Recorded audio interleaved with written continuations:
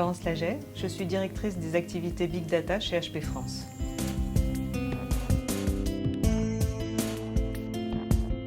Alors oui, le Big Data, c'est une réalité qui touche aujourd'hui tous les secteurs d'activité.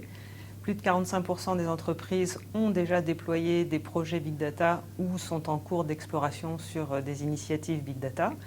Mais on voit surtout arriver finalement de nouveaux acteurs qui ont créé des business models disruptifs. Et je vous donne comme exemple Blablacar, par exemple, qui gère aujourd'hui 2 millions de covoiturages par jour et qui amène la SNCF à réagir en sortant des offres IDTGV illimitées pour les étudiants, ou Apple avec son modèle de paiement, Google ou Facebook qui permettent aussi de faire du paiement directement sur leur site et qui sont en train de concurrencer les banques ou les assurances dans leur propre domaine.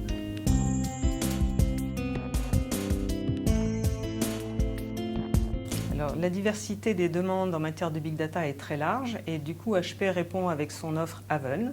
C'est une plateforme logicielle qui est basée sur Hadoop et qu'on enrichit avec des connecteurs et des moteurs qui permettent de traiter des données humaines, la voix, la vidéo, les réseaux sociaux, le texte ou des données machines.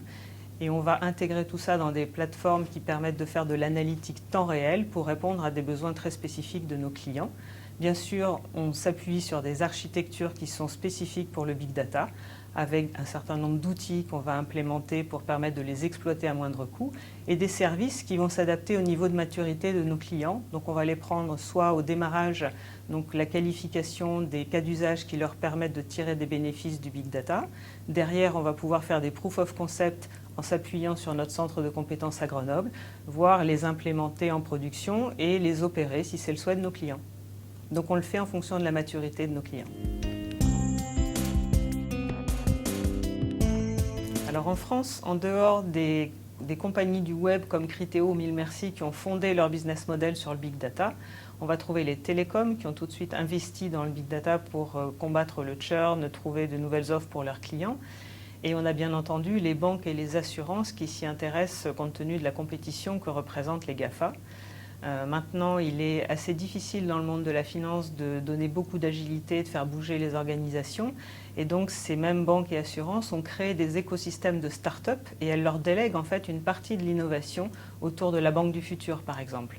Et on voit d'ailleurs le Crédit Agricole avec ses A-Village ou AXA avec son écosystème de start-up ou les hackathons de la Société Générale qui alimentent en fait et font grandir des start-up autour de solutions bancaires ou mobiles. Donc HP n'est pas étranger à cette démarche.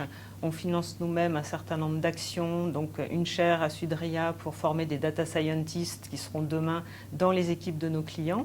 Un programme développeur pour qu'ils embarquent en fait dans leurs solutions applicatives les outils du Big Data que nous pouvons proposer.